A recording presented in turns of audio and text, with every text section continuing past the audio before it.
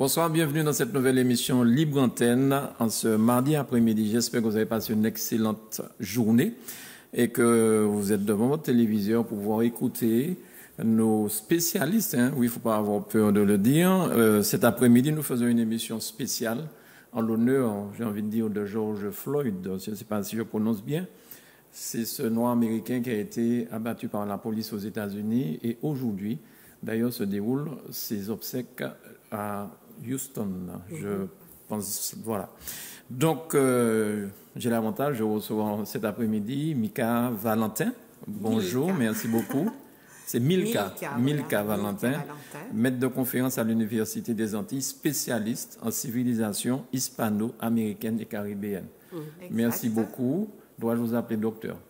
Oh, non, ce n'est pas nécessaire. Appelez-moi Milka. Et nous avons aussi l'honneur d'avoir Juliette Smeralda avec nous. Bonsoir Juliette. Bonsoir, merci beaucoup. Merci de m'avoir invité. Avec plaisir. Docteur en sociologie. Voilà. Merci. Donc aujourd'hui, ce que je voulais aimer qu'on puisse expliquer à nos téléspectateurs qui nous regardent, parce que depuis la mort de ce noir américain, il y a beaucoup de personnes qui se disent historiens, on entend beaucoup de choses, on ne sait plus. Après, il y a eu les statuts qui ont été déboulonnés, donc chacun y va de son... Tout le monde est journaliste, voilà, donc j'ai préféré quand même avoir des gens qui savent, qui connaissent et qui puissent expliquer à la population qui nous écoute ça.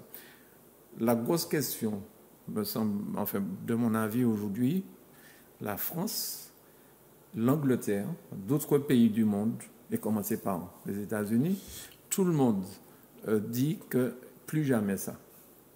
Est-ce que vous pensez que ce sera véritablement plus jamais ça? Est-ce que la mort de ce citoyen américain va véritablement changer, non seulement sur les violences policières, mais aussi sur le comportement que nous avons, la crise que nous passons avec le coronavirus aussi? Est-ce que nous sommes dans une période charnière où le monde va changer, les mentalités vont changer et on pourra avoir demain un monde meilleur? Milka. Oh là là. Très lourde question. Mais vous savez très bien que nous entendons souvent ce slogan, nous pourrons dire, plus jamais ça. Ouais. Et à maintes occasions, dans les cas de violence des hommes faits aux femmes, etc. Et ça revient sur le tapis.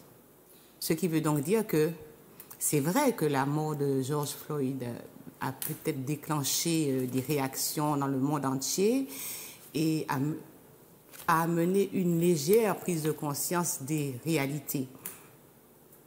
Mais je crois que la question qui se pose, elle est plus profonde. C'est-à-dire qu'il faut aller plus profondément dans la question pour pouvoir effectivement trouver des solutions radicales à la question du racisme. Et ce terme-là, je ne l'aime pas non plus. Le terme racisme, je pense qu'il faudra qu'on en discute ce soir pour voir si c'est le terme qui est approprié pour ce qui se passe. D'accord. Juliette? Alors, sur la question du contexte dans lequel se déroule, on va dire, cette sorte de réaction mondialisée, puisque on est effectivement dans un monde globalisé, avec les réseaux, avec les télés. Chaque pays, d'ailleurs on a vu que les pays n'ont pas réagi en même temps, chaque pays a pris position à mesure, je pense que c'est lié au politiquement correct, au désir d'apparaître politiquement correct ou mondialement correct ou humainement correct, mais on connaît l'hypocrisie des sociétés modernes et on sait bien que chaque pays couvre son petit racisme depuis des décennies, des siècles même, puisque la plupart des pays européens ont été des pays colonisateurs et avant esclavagistes. Ils couvrent encore en leur sein, à travers leurs statuts, leurs grands hommes qu'ils vénèrent dans leurs livres, etc., des tonnes d'esclavagistes qui n'ont jamais balayé devant leur porte, ils n'ont jamais fait le nettoyage qu'il fallait. Et le premier à qui on va reprocher de ne pas l'avoir fait, c'est la France. La France qui couvre jusqu'à dans toutes ces colonies, qui protège ces grands hommes, qui impose à ces descendants des esclavagés et aux jeunes d'aujourd'hui une histoire qui n'est pas la leur et qui garde l'éducation nationale comme une espèce de pouvoir régalien bien protégé, et on n'a pas le droit de toucher au système scolaire, à l'éducation ici. Donc pas question non plus de mettre notre histoire dans cette tête, puisque nous on n'a pas la possibilité de faire l'histoire, de faire les programmes, etc. Et ce qui est étonnant quand même, c'est de voir que nos historiens, nos grands historiens, les anciens, les nouveaux, les improvisés et les vraiment formés, voient tout le monde, effectivement, qu'à décliner les problèmes qui se passent actuellement à l'aune de leurs petits intérêts. Parce que c'est d'abord cela que je sens, que je lis à travers les textes que tout le monde s'est cru bon de publier, parce qu'il faut montrer à ses allégeances maçonniques et tout le reste, à l'État français et à ses collègues avec qui on se retrouve dans des cercles bien privilégiés. Il faut montrer qu'on est aussi solidairement correct. Le mot correct est à la mode et tout le monde veut montrer qu'il prend position. Absolument. Le problème, c'est qu'on est dans une espèce de cafouillage, dans une espèce de foutage de gueule, et je le dis comme je le pense, et mais vraiment, si vous prenez 2 secondes pour réfléchir sur ce qui se passe, c'est vraiment un sentiment de révolte que vous éprouvez. Absolument. Et devant notre réalité, il faut qu'on garde la tête froide. Il ne faut pas que ça le sente trop, voilà, et que nous soyons troublés par ça. Donc il faut garder la tête froide et analyser ce qui se passe. Donc je vous remercie, Monsieur Granier, pour l'émission qui va nous donner à nous deux, à Milka et à moi, peut-être l'occasion de clarifier certains aspects de l'enjeu plutôt de ce qui est en train de se passer là. Et puis interroger notre société que très hypocritement, très sournoisement, on fait semblant de mettre à l'abri d'une sorte de démocratie qui serait, elle, épargnée, voilà, alors que nous sommes en train de vivre une forme de colonisation inédite, une substitution de nos populations inédite, un remplacement de tous nos cadres inédits par des cadres français. Il n'y a aucune place pour nous dans ce pays, aucune élite, ni intellectuelle, ni politique, absolument, ne se sent inquiétée par cette situation, et le pays échappe totalement à nous qui sommes censés être, soi-disant, les vrais habitants, enfin en tout cas les majoritaires de ce pays, et chaque fois qu'on ouvre la bouche pour dénoncer un fait de racisme très officiel, institutionnel, on nous traite de racisme. Ouais. Et c'est là, c'est cette posture-là de nos intellectuels et élites qu'il nous faudra donc interroger aussi. Voilà. D'accord. Alors, on va commencer par les États-Unis. Mm-hmm. Est-ce qu'on peut parler du racisme aux États-Unis? D'accord, on peut parler de l'esclavage, on voit un petit peu d'où ça vient, mais... Alors, oui, donc, en 2020, quoi. Oui, en 2020. C'est-à-dire que, bon, on est souvent... on croit souvent que le racisme est une conséquence de l'esclavage. C'est ce qu'on croit. Mais en réalité, ce n'est pas vrai, puisque l'esclavage existe avant le racisme. L'esclavage, c'est un fait historique entre Européens. Ce sont les Européens qui ont esclavisé des Européens. Et c'est d'ailleurs le mot esclave vient de slave. Donc tous les Slaves étaient des esclaves des Européens. On a eu de l'esclavage chez les Roumains, on a eu des esclaves entre l'Europe et aussi entre l'Afrique du Nord, notamment dans les harems du nord de l'Afrique. La traite des Blanches. La traite des Blanches. Ce qui veut donc dire que l'esclavage n'est pas la source du racisme. Ce n'est pas vrai. Alors, qu'est-ce qui provoque? Je dis l'esclavage des Noirs, ou bien le concept de l'esclavage n'est pas la source du racisme. La principale source du racisme, c'est la mise hors humanité des Africains, des Noirs. Je ne veux même plus les appeler ni Noirs, ni Africains, des Kamites. Kamites, oui. Parce qu'effectivement, les Africains... Enfin, les pseudo-africains ne se sont jamais appelés africains, ils se sont appelés Kamites. Donc, ils savaient comment ils s'appelaient. D'accord. Donc, c'est la mise hors humanité des Kamites qui est à la source du racisme. Et cette mise hors humanité se fait exactement avec une bulle papale que nous connaissons, qui est la bulle papale de Nicolas V. Enfin, même pas, peut-être un peu plus après, surtout en 1550, à la controverse de Valladolid. Donc déjà, en 1454, on a une bulle papale qui dit qu'on va réduire les Noirs en esclavage parce que là, c'est parce qu'ils étaient des païens. Ils n'ont pas d'âme. C'était des païens. Mais en 1550, on déclare que les Africains n'ont pas d'âme. Donc, ils ne sont pas des êtres humains. Et à partir de ce moment, va commencer, et donc, comme ils ne sont pas des êtres humains, ils sont donc plus aptes encore à être esclaves, à être esclavisés. Ce qui veut donc dire qu'à partir de ce moment-là, il y a une fusion entre la notion de noir et la notion d'esclavage et qui découle le racisme. Donc, quand on lit, quand on fait des recherches, on se rend compte que le mot noir n'est pas un qualificatif qui correspond au kamite.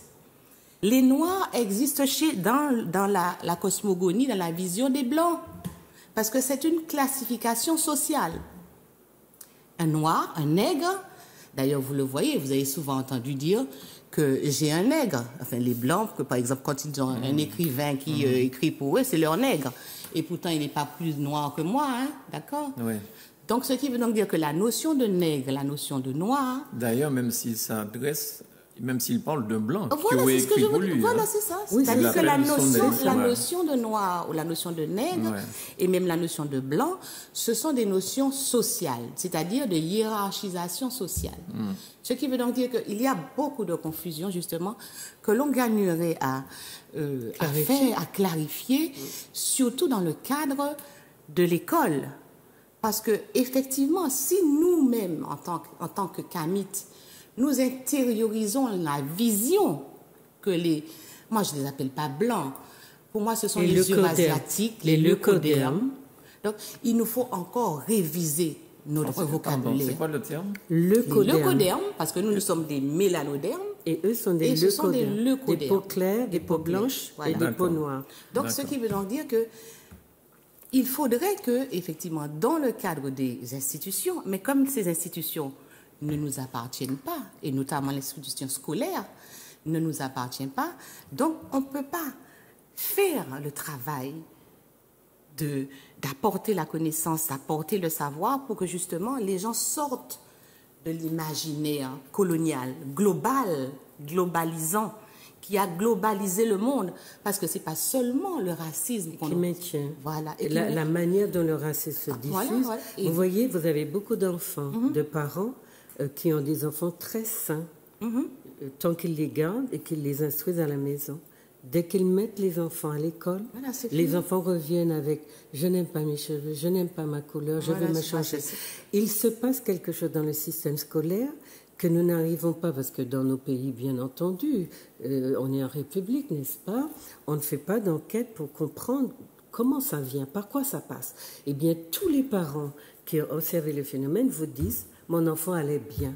Jusqu'au jour où je l'ai mis à l'école. Et à l'école, on vous dira que ça n'est pas le lieu. On n'enseigne pas. Mais dans les livres, on voit de plus en plus de gens qui montrent. Regardez comment on apprend sournoisement aux enfants blancs que l'enfant noir n'est pas normal. On le compare à un singe ou bien... Il est toujours un peu... Alors, ce sont des messages presque subliminaux qui sont subliminaux dans tous les manuels, mais aussi non seulement les manuels, mais dans les médias, dans tout ce que nous voyons, qui incitent justement le noir, enfin, le kamite, à se regarder comme un être étrange. Et étrange à lui-même. Et ce qu'on lui reproche d'être un alien, et c'est pour ça que je dis à tous les nôtres qui sont entrés dans un vocabulaire d'ailleurs que Fanon a construit et que nous n'avons pas déconstruit, parce qu'à l'époque de Fanon arrive en France comme mulâtre, persuadé qu'il est privilégié, puisque à la Martinique il est privilégié, puis il arrive en France et boum, on le traite comme un nègre, on le rejette, il se promène avec une femme blanche, on l'arrête, on le tabasse, on lui dit qu'il se livre à la traite des blanches, il est complètement... Donc il écrit peau noire, masque blanc. Et c'est pas parce qu'il était... C'est après que Fanon a changé et qu'il donne véritablement quelque chose de la dénonciation du colonialisme et tout. Mais dans peau noire, masque blanc, Fanon pousse un cri parce qu'il découvre qu'on le traite comme un nègre et il ne supporte pas cette situation-là. Alors, je voulais rebondir, tu permets? Je t'en prie. Je voulais rebondir sur la question du racisme parce que ta question a été, bien sûr qu'il faut interroger l'origine du phénomène, et ta question, Amilca, a été aux États-Unis. Est-ce qu'il y a du racisme ou comment nommer ce qui se passe aux États-Unis? Et on peut se poser la question de la même façon pour la France, pour la Hollande, la Suède, la Norvège, le Brésil. Les Noirs dans le monde entier sont malmenés. La seule chose qu'on sait, c'est qu'aux États-Unis, qui est peut-être plus violente encore comme civilisation, parce que c'est une somme de déportés. Tu vois, la différence avec la France, c'est qu'elle a ses colonies en dehors de son territoire. Les États-Unis sont formés d'une masse d'immigrés, de gens qui viennent volontairement ou qui sont déportés, comme nos ancêtres sont déportés. Il se trouve que ceux qui les déportent sont eux-mêmes des terres rapportées, mais qui ont un projet d'exterminer la population qui est en place ou bien de la mettre en réserve et puis de prendre sa place. C'est ce qui s'est passé, c'est ce qui continue à se passer. Et donc, ces gens-là arrivent. Ils sont dans une situation de même précarité que les Noirs, qu'ils font venir pour travailler la terre. De même, ils n'ont pas de titre de propriété, ils se sont appropriés. Mais comme ils font venir les Noirs, ils se sentent, et ils sont effectivement les maîtres de la main-d'œuvre que les esclavagés vont constituer. La question, c'est que comme tous les Blancs l'ont fait à l'époque, ils ont toujours manqué d'intelligence, ils ont toujours réagi au coup par coup. Ils sont arrivés, et en France, on l'a vu avec nos colons, et c'est pour ça qu'on en viendra à parler de Schellcher, ils font venir de la main-d'œuvre tant qu'ils pensent que voilà, ça va amener la prospérité, il y aura de la main-d'œuvre gratuite pendant 2 siècles et demi. Il faut voir s'il y avait des réparations aujourd'hui, ce que les Européens auraient à nous donner. Donc, de la main-d'œuvre gratuite, et puis plus on en a, et puis la durée de vie d'un esclavagiste, c'est quoi? C'est 5-7 ans maximum. 5-7 ans. Donc, des millions. Il y a parmi nous des gens, des intellectuels ou vrais ou pseudo-historiens qui nous parlent de 12 millions. Ça, c'est un tout petit chiffre. Non.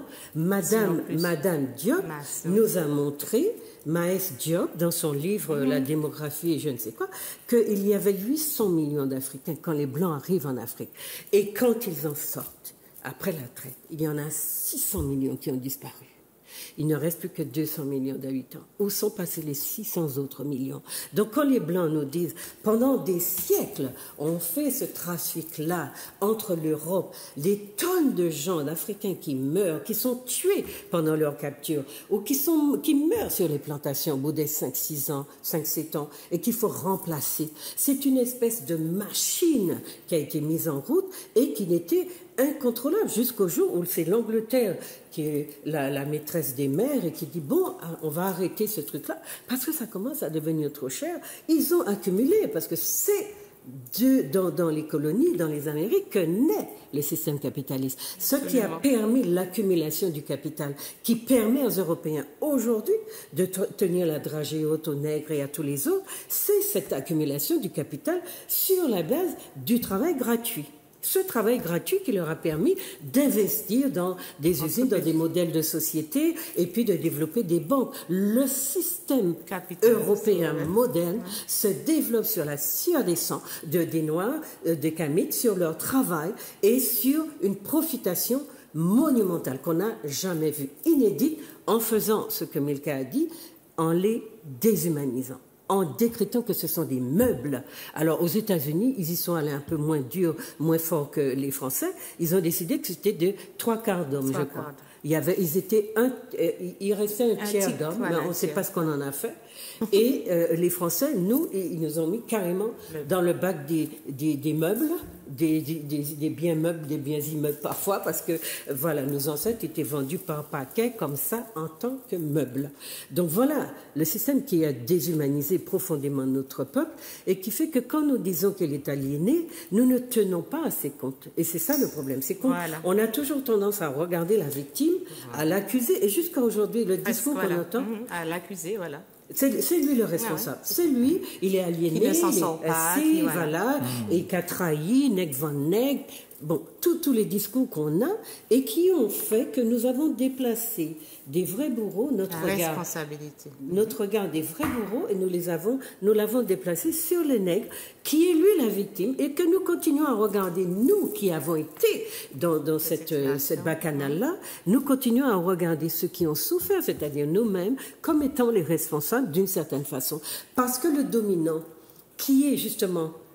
qui a la clé du système scolaire, la clé des institutions, celui qui pense, qui dit comment il faut penser, ce que tous nos intellectuels font. J'entends des historiens dire oui, l'histoire se décline d'une certaine façon, on est neutre, etc. Mais je crois rêver. Est-ce qu'il y a une manière d'écrire l'histoire? Et est-ce que c'est la façon des Blancs qu'il faut adopter, puisque vous êtes dans une histoire dont on vous a imposée, et construite pour vous. Et puis on vous dit voilà comment il faut la lire. D'accord. Première ligne, deuxième. Donc la question du racisme, pour finir sur les États-Unis, on fait venir beaucoup de gens, bien sûr que beaucoup meurent, mais beaucoup restent. Et la question, c'est quand, après la guerre de sécession, on décide, enfin, il faut quand même libérer l'esclavage, pas parce qu'on a décidé d'en faire des hommes, mais parce que c'est un système qui est plus coûteux que de les laisser vivre et de profiter de leur travail non payé. Un peu comme tous les nègres qui habitent les prisons des Blancs aujourd'hui et qui sont utilisés dans les travaux publics. Travail gratuit encore, esclavage à nouveau. D'accord? Dans les prisons américaines, et c'est ce que la France veut faire avec les nôtres, qui sont aussi remplis de nos kamites. Et ce n'est pas des Blancs ni Mélates qu'il y a dans ces prisons, ce sont des Noirs qui sont dans les prisons des Blancs. Et partout dans le monde, j'ai fait un sondage, partout dans le monde, les gens savent, les prisons sont remplies. Partout. Où le monde blanc domine, et même chez nous, soi-disant, puisque nous serions maîtres de chez nous, eh bien, les prisons sont remplies d'hommes noirs. D'accord? Donc, qu'est-ce qu'on fait de ces gens-là après la guerre de sécession? Et c'est ça, on a des grands penseurs africains-américains qui ont pensé. Quel effet ça fait d'être un problème? C'est Webb Du Bois qui dit ça. Quel effet ça fait d'être un problème? Et qu'est-ce qu'on va faire de tous ces gens-là, maintenant qu'ils sont libérés? Qu'est-ce qu'on en fait? Yo les nègres pour travail, pour créer richesse, mais yo pas les pour vivre et puis yo. Ils ne veulent pas vivre. Donc les Noirs sont dans les ghettos encore aujourd'hui. Et même dans les couches favorisées de la population, quand il y a des Noirs qui sont assez riches pour aller dans des quartiers de Blancs, parce que c'est quand même une stratégie qu'on trouve dans notre communauté, eh bien, c'est Blanc qui a déménagé. Ils ne veulent pas vivre. Faut pas, Monsieur Granier, ne croyez pas que c'est chez les Américains. Vous avez ça à votre porte. Ici, vous l'avez à Didier, vous l'avez dans tous les ghettos blancs qui sont à la Martinique. Et qui ne sont formés que sur la base de la race et de la couleur. Parce que dans ces ghettos blancs, vous avez une majorité de Français qui viennent de la France entière. Donc ne me dites pas qu'ils se mettent ensemble parce qu'ils s'aiment, parce qu'ils font le calalou de la même façon, le cassoulet de la même façon, ou enfin toutes leurs... Non, c'est juste sur la question de la couleur. Aux États-Unis, donc on est dans cette situation. On ne veut pas de la proximité des Noirs, mais on a besoin, pour produire de la richesse, parce que ce ne sont pas eux, comme ici, chez nous, ce ne sont pas les Noirs qui bénéficient des gros salaires et qui font que les riches deviennent riches. C'est le travail mal payé, sous-payé, impayé de nos populations qui sortent, qui sont des descendants d'esclavagés, qui enrichit. Et c'est pour cela que la France a des colonies. Donc, aux États-Unis, on est dans la même configuration, sauf qu'ils sont violents, parce que les Noirs sont encore, si vous voulez, enquistés dans le continent, dans le pays, alors que la France, elle a eu ses colonies en dehors de son territoire. Et du coup, elle a géré ça en grand seigneur, mais ces colons, ils continuent à faire la pluie et le beau temps dans ces territoires, mais Voilà, le travail, disons que le rapport ne s'établit pas tout à fait de la même façon. Et vous avez encore nos grands intellectuels, historiens, vrais ou faux, qui vous disent qu'ils adorent leur grand-papa Bétier, parce que ça a l'air d'avoir du sens dans une problématique où il faut donner quand même la place à l'économique et aux politiques. Alors je vous propose de voir un petit reportage que j'ai pris sur France Info. Oui. Ça m'a interpellé ce matin et nous l'avons retrouvé, donc on va vous le diffuser pour voir comment ça se passe. Les Noirs sont minoritaires aux États-Unis. On a voulu faire croire un instant qu'il y avait plus de Blancs tués par des Blancs, alors qu'en réalité, si on fait la proportion par rapport au nombre d'habitants de Blancs et de Noirs, et ça m'a interpellé, je me suis dit, je vais proposer ça, vous proposer aux téléspectateurs de regarder ça ensemble. On y va. Vous avez peut-être vu passer ces statistiques sur les homicides aux États-Unis en fonction de l'origine ethnique. Et à les croire, les Blancs seraient plus victimes de la police que les Noirs. La police américaine tue 2 fois plus de Blancs que de Noirs. Mais allez-y les gauchistes, continuez vos chouineries. 97% des Noirs tués aux États-Unis par des Noirs, 2% par la police. 80% des Blancs tués par des Noirs, 3% par la police. Fin de la blague. Alors, d'où viennent ces statistiques ? En 2015, Donald Trump, alors candidat à la présidentielle, avait partagé cette infographie avec les mêmes chiffres et une source qui n'existe pas. Ce visuel sous-entend que les Blancs sont plus tués par la police que les Noirs. C'est vrai, les policiers tuent plus de Blancs que de Noirs, mais attention, ces chiffres sont en valeur absolue, c'est-à-dire qu'ils ne tiennent pas compte de la représentation de chaque groupe ethnique dans la population. Or, 61% de la population américaine est blanche et 13% est noire.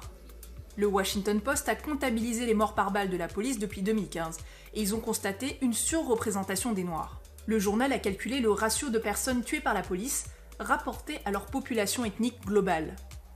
Il y a eu 2416 victimes blanches de la police. En proportion, cela représente 12 blancs pour 1 million. Ensuite, il y a eu 1265 victimes noires. En proportion, cela représente 30 noirs pour 1 million. Un ratio 2 fois plus élevé que pour les blancs. Cette étude, publiée en 2019, arrive à une conclusion similaire. Les noirs ont plus de risques d'être tués par des policiers que les blancs. Et c'est particulièrement vrai pour les hommes noirs. Sur 1000 hommes noirs nés aux États-Unis, on peut s'attendre à ce que l'un d'entre eux soit tué par la police. Ce risque est multiplié par 2,5 chez les hommes noirs en comparaison avec les hommes blancs. Dans d'autres études et dans certaines notions de criminologie, on a pu voir qu'il pouvait exister des craintes et des préjugés culturels dans la façon dont les policiers considèrent les Afro-Américains. Et cela fait qu'ils ont plus de risques d'être violents, d'escalader dans leurs interactions jusqu'à la mort. En résumé donc, les Afro-Américains ont plus de risques d'être tués par la police que leurs concitoyens blancs. Il est impossible d'affirmer que si les Noirs sont davantage victimes de la police, c'est lié au racisme des forces de l'ordre, car beaucoup d'autres facteurs rentrent en jeu. En revanche, on peut dire que ces chiffres qui circulent sur les réseaux sociaux sont clairement manipulés. Tout à fait, c'est tout à fait vrai. Hein. De toutes les façons, on sait très bien que les pourcentages, ce sont les pourcentages qui donnent les vraies réalités des choses. Ce ne sont pas les chiffres en valeur absolue. Donc, on sait très bien que, en tant que Noirs et en tant qu'hommes noirs, on est 2 fois plus victimes aux États-Unis. Et comme je vous ai dit, le racisme et cette volonté, et Juliette l'a aussi dit, cette volonté de tuer les hommes noirs, les Noirs et les hommes noirs, c'est parce qu'il y a c'est comme si on insupporte. Les gens, on ne supporte pas la vue, le contact, ni la vue ni le contact. Et de plus, un homme noir encore, puisque bon, c'est lui qui perpétue les races, si on peut dire. Donc, on vous dit que les Noirs font trop d'enfants, ce qui veut donc dire que l'homme noir est plus à abattre. Alors la femme, on la stérilise, mais l'homme est à abattre. On l'abat quand on n'a pas utilisé pour la femme blanche. Pour la femme. Parce qu'on a besoin de métis pour se régénérer aussi. Donc on détourne l'homme noir de la femme noire pour l'envoyer dans les bras de la femme blanche et on a le phénomène le métis, voilà, en question. Le phénomène du métissage. Le métissage, oui. Mais c'est un phénomène hautement politique. Il faudra un jour que je vienne vous parler de ça, monsieur Granier. Avec plaisir. Vous verrez que la Martinique tombera de très haut en apprenant non. Justement, que depuis le début, même avant le 18e, la politique de l'hybridation qui préoccupe les Blancs et qu'ils ont expérimenté sur nos populations esclavagées et sur les animaux, fait qu'aujourd'hui, on parle de chien de race pour parler de race pure, et un chien qui a de la valeur, c'est un chien de race pure, un cheval de race pure. Ouais. Mais pour les Noirs, eh bien, un nègre, un beau nègre est un nègre qu'on a coupé, qu'on a dissolu dans le sang blanc et dont on a fait un métis. On continue à l'appeler noir, mais c'est parce que le contact avec le vrai noir insupporte, effectivement. Il y a une question de... Alors, sur les statistiques, vous comprenez pourquoi la France interdit les statistiques ethniques.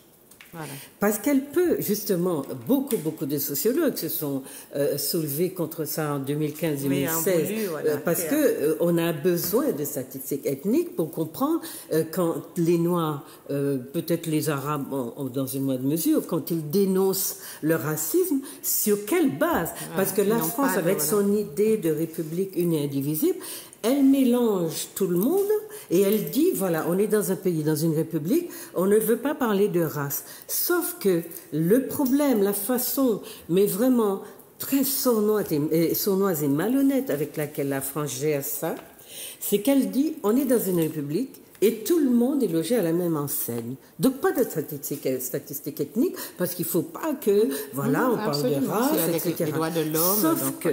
Sauf que c'est elle qui détient les clés du système éducatif et les clés de son pays. Et la seule culture qui est tolérée, qui est pratiquée, qui est validée, qui est légitime en France, c'est la culture française. Et le seul peuple qui est validé, validant, légitimement en France, et c'est pour cela que beaucoup de gens se marient à des Blancs de France pour avoir une chance de s'intégrer, ce sont les Blancs. Donc la question, ce qu'on ne dit pas, et c'est pour ça que les gens sont fourvoyés, ils sont dans beaucoup de... Bon, il y a une espèce de chaos dans la tête des nôtres, mais ça n'est pas seulement parce qu'ils sont aveugles, ils s'aveuglent volontairement. C'est parce que la manière qu'a la France de gérer ce qu'on appelle la diversité est extrêmement pernicieuse. Il faut noyer le poisson. Il faut faire que les gens perdent la notion de ce qu'ils sont, de groupe, etc.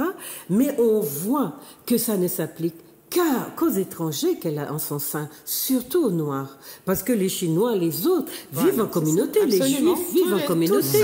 Et partout, même ici, on protège la communauté chinoise, libanaise, syrienne, etc. Les gens ont le droit de vivre leur spécificité, sauf les Noirs. Et cela, on ne nous le fera pas dire. Ça fait près de 30 ans que j'étudie ce problème. En 2002, j'ai écrit un livre qui s'appelle « La problématique de la couleur », où je dénonce cette façon de fonctionner et cette manière de détruire la ressource que constitue le peuple noir en tant qu'entité qui a une culture, qui a des valeurs, qui est à l'origine de la civilisation. Alors, aux États-Unis, quand les Noirs ont fait des statistiques techniques, parce qu'on est dans un système communautariste, c'est-à-dire que chaque communauté existe en tant que telle. Ce qui n'est pas le cas en France, qui est un système intégrationniste. Et donc, on fusionne, on mélange. Sauf que ce qu'on mélange, dans le mélange qui devient une sorte de... Je ne sais même pas si dans le macadam, on obtient cette espèce de purée-là, mais il se trouve qu'il y a une entité qui, dans le macadam, reste entière. Et c'est le français. Et sa culture, sa civilisation, son monde. On va m'expliquer pourquoi on est à 8000 km de chez soi et toute la haute administration est blanche. Elle est nommée depuis 8000 km ou 7000 km. On ne nous demande pas notre avis. Ça, c'est pas du racisme. On ne nous demande pas pourquoi. Mais on ne fait pas de statistiques ethniques, n'est-ce pas? Parce qu'on va demander à tous ces blancs qui sont à la tête de notre pays, comment ils sont arrivés là? Par quel biais? Par quelle décision? Voilà. Est-ce que les nègres qu'ils viennent administrer n'ont pas un mot à dire? Alors pourquoi n'ont pas les capacités de s'administrer eux-mêmes? Mais pourquoi nous sommes obligés d'aller dans l'école des Blancs puisqu'on n'a pas besoin? Absolument. On n'a pas besoin d'apprendre. Alors, je vous propose de regarder quelques images parce que ce que tu dis là va tout à fait dans ce sens. Oui. Et ce sont des images que nous avons récupérées sur Internet. On ne valide pas évidemment certains mots qui sont là-dedans, mais bon. Voilà, donc le préfet, les faits. Un petit peu trop vite, Grégory, on revient sur la première image. Donc là, il s'agit de M. Stanislas Cazel, préfet de la Martinique, mais appelé le gouverneur de la Martinique sur ce Facebook. On y va. Et là, c'est monsieur le procureur de la République, Olivier Rouillet. Voyez, on continue. Voilà. Ici, nous avons le président, monsieur Hubert Hansen, président du tribunal de grande instance. On continue. Monsieur Christophe Strodo, président de la cour d'appel. Ça va tout à fait avec ce que vous étiez en train de dire, Juliette, pardon. Marc, en plus ce sont des noms que je ne peux même pas prononcer, président du tribunal administratif, Valrich. Ici, nous avons M. Torano, qui est le directeur de la DDSP, donc je pense que c'est la police. La police nationale, ici à la Martinique. Ici, la directrice de la DAF. Sophie Bouillet. Voilà, Madame Bouillet. Direction de l'agriculture, oui. Et des forêts. Et des forêts. Oui. On continue. Monsieur Viguier, lui, il est directeur général de l'Agence régionale de santé, l'ARS. On a souvent vu ces temps-ci piloter le Covid, oui. D'accord. Ensuite, ici, monsieur le nouveau directeur de la direction de la mer. Donc, Nicolas Lebianic, qui gère les affaires maritimes, enfin, toute cette partie-là. On continue. Ici, monsieur Véry, qui est directeur de l'ONF, l'Office national des forêts, je suppose. Oh, ben, en plus, c'est marqué. Et là, le général commandant gendarmerie de la Martinique, monsieur Dominique Luchez. Est-ce qu'il y en a d'autres? Et ici, la vice-gouverneur, enfin, madame Clara Thomis. Monsieur le recteur de la Martinique, Pascal Jean. Eh bien, on revient dessus, s'il te plaît, Grégory. Il est responsable de l'éducation scolaire de nos enfants. Voilà. On continue. Ici, c'est le directeur du CHU. Du CHUM. Le CHUM. Voilà, le principal hôpital, là. Isabelle Brou-Lemaire, directrice générale de la douane Martinique. Brown. Et monsieur Chevalier, directeur de la... C'est pas fini, hein? C'est pas fini? De la direction de la jeunesse et sport. C'est ça. Direction, voilà, très bien. Et puis, il y a la culture. La culture, voilà. Celle-là, elle a vraiment profondément choqué les gens parce que... Ils ressemblent vraiment à... Alors, il y a l'éducation, il y a la culture, deux domaines clés. Est-ce qu'il nous en reste d'autres, Grégory? Et là, le dernier arrivage de magistrat à la Martinique. Voilà, donc, alors, directeur de la DIAL, et ça on a déjà vu celle-là. Alors, bon, je ne vais pas vous demander qu'est-ce que vous en pensez, parce qu'avant même qu'on passe ces images-là, et c'est pour ça que je me suis dit, bon, on va finalement les montrer par rapport à ce que vous étiez en train de dire. Mais c'est vrai qu'on nous a appris que nos ancêtres, ce sont les Gaulois. C'est les Gaulois. Ouais. Et le pire, c'est qu'on veut l'intégrer et que nos ancêtres, c'est les Gaulois. C'est ça. On ne veut pas sortir ça de notre tête. On a des intellectuels et des politiques qui nous revendiquent leur grand-père mulâtre, béquet, blanc. Et je n'ai jamais entendu, excuse-moi, j'ai jamais entendu un des nôtres dire mon grand-père était africain et je l'ai adoré. Eh bien, j'entends ça. Mais vraiment presque au quotidien de la part de notre élite. Donc il y a un problème. C'est clair. Pourtant, Nicolas Sarkozy avait dit un moment, à diplôme égal, préférence à l'antillais. On a dit ça aussi en 74, en 73. On avait demandé l'antillisation des classes. Mais Mano, laisse-moi te dire, dans un pays où on prône la parité, j'ai même entendu des nôtres, parce qu'on n'arrête pas de tomber, de sortir en diffé, tomber en centre, sortir en centre, tomber en diffé. Des gens de chez nous, qui ont des postes où ils nous représentent en France, réclamer l'égalité réelle. Voilà. Je me suis dit, foute-nous en bam-bam. C'est clair. Parce que derrière l'égalité réelle, que Yoka revendiquait aujourd'hui, il y avait l'égalité. Ouais. Demain, donc Yoka revendiquait aujourd'hui l'égalité réelle. Ça veut dire que l'égalité n'a pas fonctionné. Non, demain, je veux voir l'égalité réellement réelle. J'attends de voir. Voilà la question qui se pose de cette affaire d'égalité. Moi, je ne pense pas que nous devions être dans une dynamique de recherche d'égalité avec qui que ce soit. Et pourquoi notre élite nous mène dans ça? Et pourquoi sommes-nous dans une recherche d'égalité? La réalité, c'est que nous sommes des Martiniquais et nous sommes des Kamites, c'est-à-dire des mélanodermes. Que nous ayons 1 gramme de sang blanc ou 20 grammes de sang blanc, les Blancs ne vont pas vous considérer comme des Blancs. Ils vont vous considérer comme des Noirs. Enfin, je n'aime pas le mot, comme des Kamites.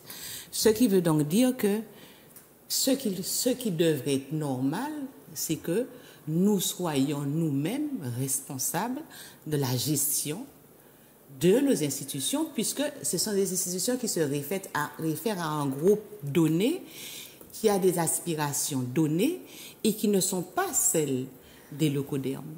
Ce ne sont pas les aspirations d'un enfant kamite, ce ne sont pas les aspirations d'un enfant leucoderme occidental. Sauf si on a réussi à faire que l'enfant kamite ne sache plus voilà. Et c'est ça le problème. La colonialité, c'est-à-dire qu'effectivement, on a réussi à nous faire intégrer toutes les valeurs prédatrices, je dis bien prédatrices, des Occidentaux, des leucodermes. C'est-à-dire que cette prédation est telle que nous arrivions nous-mêmes à nous prédater nous-mêmes, c'est-à-dire à refuser ce que nous sommes, à refuser d'être des Noirs et à chercher à trouver une goutte de sang blanc chez nous. Ce qui veut donc dire que, quand on regarde bien, et pour revenir aux États-Unis, la solution aurait été qu'ils fassent un État nègre aux États-Unis. Que les Américains ont demandé. Le Black Panthers a demandé. Un État de Noirs, un État où il y a des Noirs. Et ça s'est fait en Afrique du Sud. Il y a un État qui s'appelle Ukrania, en Afrique du Sud, où il n'y a que des Blancs. Que des Blancs. Et Noirs interdits. Noirs interdits. Donc, s'ils ne voulaient pas voir les Noirs, et s'ils ne voulaient pas bénéficier de leur travail, normalement, c'est ce qu'ils auraient dû faire. Laisser les Noirs dans un espace, peut-être un grand ghetto, mais au moins ils se seraient gérés, ils auraient travaillé pour eux-mêmes, pour leur communauté. Et quand il y a une communauté qui s'est développée, on s'est arrangé pour la détruire. Ce qui veut donc dire que la question n'est pas de réclamer l'égalité. L'Occident, les leucodermes ne vont jamais arriver. C'est pour ça que vous me dites qu'on ne dit plus jamais ça. Ça, ce sont des 20 mots. Ils ne vont jamais accepter de croire que nous sommes des êtres humains comme nous sommes leurs égaux. Et moi, je pose souvent je pose cette question, je me dis, est-ce qu'il ne faudrait pas qu'il y ait une controverse, une autre controverse, la controverse de Valladolid, c'est-à-dire qu'ils disent, bon voilà, et les leucodermes, la papauté, le christianisme, la chrétienté, les États, tout le staff qui gère le monde en ce moment se disent, bon voilà, nous faisons une réunion au sommet pour pouvoir dire, voilà, nous nous sommes trompés, nous nous sommes vraiment fourvoyés en déclarant que les Noirs n'avaient pas d'unanimité. Voilà. Peut-être que ce serait le début d'une réponse vraie à la question que vous posez, au plus jamais ça. Dans la question des réparations, il me semble que ça, c'est par exemple, c'est très capital dans la question. On ne peut pas faire ça. On ne peut pas faire l'impasse de ça. D'un colloque international, une réunion au sommet, où les gens disent, ils viennent non seulement s'excuser à la face de l'humanité, s'excuser à la face des Noirs, et s'excuser, non seulement s'excuser et demander pardon, s'excuser, demander pardon et vouloir réparer cet acte qui a été commis. Et si bien que les Noirs eux-mêmes réussiraient à comprendre qu'il faut sortir de la vision des Blancs. Parce que nous sommes dans la vision des Blancs, c'est ce que je vous disais tout à l'heure. Nous nous comportons comme des Blancs. C'est pour ça qu'on dit que nous sommes des Bounty intérieurement. Mais on est socialisé par eux. On est socialisé, on fait pas automatiquement. On ne fait pas comme, on est socialisé comme si on était des Blancs. Donc on est des Blancs dans la façon de faire. L'intérieur. Oui. Ce qui veut donc dire que nous avons nous-mêmes non seulement à imposer ce respect, parce qu'il faut que justement, et j'espère que de cette manifestation qui se passe en ce moment, que les communautés noires, kamites, vont imposer ça à l'Occident. C'est ça qu'il faut imposer à l'Occident.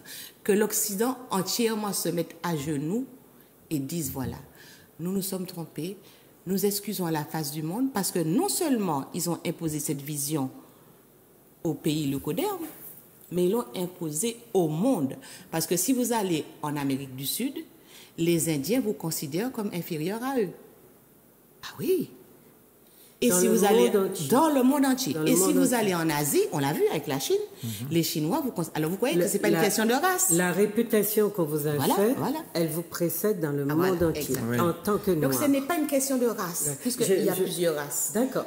Non, il y a une question, ils ont instrumentalisé la question de la couleur. Absolument, de la couleur. Mais il y a une question qui est cruciale, en dehors du fait qu'il faut penser la situation actuelle, comment on continue, parce que c'est de cela qu'il est. Même, et c'est pour ça qu'il faut profiter de ce qui se passe là, parce que je vois que nos gens ici s'ébrouent un peu, mais j'ai l'impression que la manière qu'on a de se mettre des visières fait qu'on va regarder ce qui arrive à George Floyd, mais on ne va pas regarder ce qui se passe ici. Or, pour moi, l'essentiel dans ce qui se passe là, de la leçon qu'on a à tirer, c'est de dire que nous vivons de manière spécifique ce que vit l'Amérique. Rien n'est différent quant au résultat. Esclavage, exploitation, empêchement de développer une personnalité propre et difficulté à monter dans cette société-là, puisque toutes les places importantes, celles qui donnent des privilèges et des gros salaires et des gros moyens.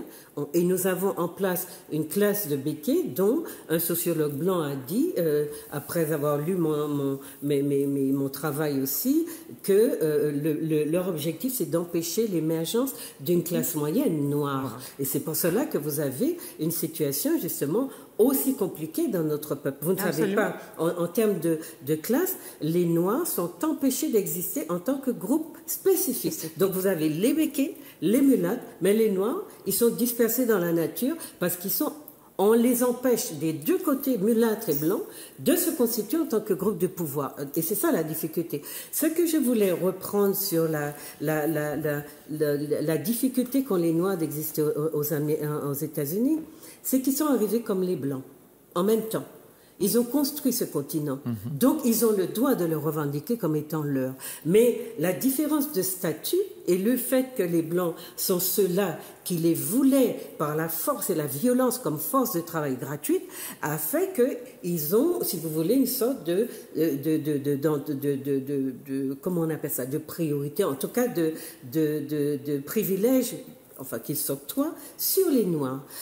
Le problème, c'est que malgré tout ce qu'on a fait au peuple noir, et il ne faut pas oublier son origine première, malgré tout ce qu'on lui a fait, les Noirs aux États-Unis sont très puissants. Il y a une classe moyenne qu'on n'a pas ici.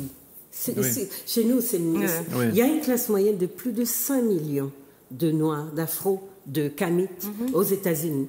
Et ces gens-là ont commencé donc à voir combien ils étaient jalousis. Et beaucoup des misères que vivent les Afro-Américains, les Kamites des États-Unis et d'ailleurs, viennent du fait qu'il y a la question de l'identité du blanc qui est construite sur l'infériorité des Noirs et de voir monter des Noirs. Ça rend les gens tellement fous qu'on a du mal. On a du mal à accepter ça. C'est déjà là? On a du mal à accepter que des Noirs acquièrent une puissance économique qui dépasse celle de beaucoup de... C'est le cas même à la Martinique, entre Noirs, petite bourgeoisie noire et béquets. Mais ça, c'est refusé d'être reconnu. Donc ce qui se passe, c'est que... Et ne croyez pas qu'en France, on n'a pas eu ça. On a eu un fait divers très célèbre. C'était un homme noir, ou même métis, je pense, dans le nord ou dans le sud, je ne sais pas, en Savoie peut-être, qui a été tué par des voisins tellement jaloux de le voir en tant que chef d'entreprise réaliser enfin, il était très entreprenant, il faisait des maisons, il construisait, et lui-même, il s'était construit une immense maison avec sa famille, qui était une femme blanche, donc avec un enfant métis, mais ça n'a pas suffi aux gens qui ont été pris d'une crise de démence et de folie, de jalousie, et qui l'ont tué uniquement. Donc aux États-Unis, on a beaucoup de ces cas-là. En France, comme on est plus sournois et hypocrite, on les tait. Mais les questions, c'est pour ça que je dis que nous avons tort de distinguer, parce que nos idéologues vont nous dire non, l'Amérique, c'est pas pareil que chez nous. Mais la différence, c'est juste que les Blancs, vivent avec les Noirs dans la promiscuité et qui ne veulent pas du contact avec les Noirs. Et ça, ils l'ont depuis 500 ans. Chez nous, c'est maintenant que les Blancs arrivent en masse. Et regardez les difficultés que nous avons sur la question de la promiscuité dans toutes les communes. Voilà. Parce que tant qu'il n'y en a pas beaucoup, tant que la France gérait à 8000 km, 7000, c'était viable. Mais aujourd'hui que les Blancs arrivent en masse, ils se mettent en ghetto. Il y a beaucoup d'incidents racistes à la Martinique dont personne, surtout pas nos élus, qui les connaissent, ne se met. Le seul dont j'ai entendu dire qu'il a demandé aux Blancs de se tenir à carreau, c'est le maire de Trinité. Parce que des gens étaient venus dire, oui, les pêcheurs, ils se lèvent très tôt, ils nous empêchent. Il y en a même un qui avait dit à M. Manskour, arrêtez de brailler, alors qu'il faisait sa campagne électorale. Et il y a même des gens qui ont demandé de faire sécession, que Tartane appartienne désormais à la communauté blanche, faire sécession. Donc il y a énormément d'incidents racistes qui se produisent sur notre territoire, et à cause du tabou, et c'est là qu'on comprend le sens de la domination, une domination raciale, mais tellement féroce et tellement incroyablement construite qu'on donnerait à la France et aux Français comment on appelle ça là, le truc sans confession. Le bon Dieu sans confession. Et c'est totalement une vision de l'esprit, et la lâcheté de nos populations ici, elle est soulignée par notre jeunesse qui dit que ce pays-là ne nous appartiendra plus dans quelque temps. Et les gamins ne disent pas ça parce qu'ils sont dans la haine raciale. Voilà. Ils disent qu'il y a des gens... La France a près de 70 millions de gens, de citoyens. Imaginez-vous que parmi eux, il y a des millions de gens qui sont insatisfaits de la vie qu'ils mènent en France. J'en connais beaucoup qui vous disent... J'en connais beaucoup qui viennent vous dire, je pars parce que je vais ailleurs.